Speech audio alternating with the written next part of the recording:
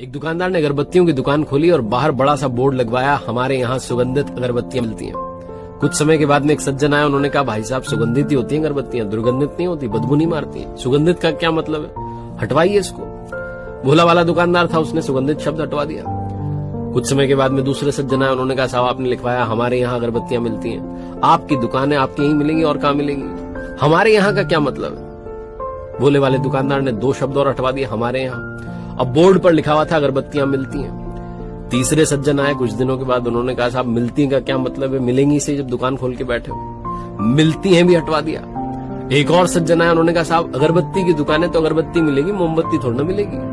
तो इन्होंने अगरबत्तियां भी हटवा दिया और बोर्ड उतार के अपने पास रख लिया। इनका धंधा धीरे धीरे मंदा होने लगा। इनका एक दोस्त आया पुराना, उसने कहा भाई क्या हो गया, तो उन्होंने कहा धंधा जो है चौपट हो गया, कुछ चल नहीं रहा।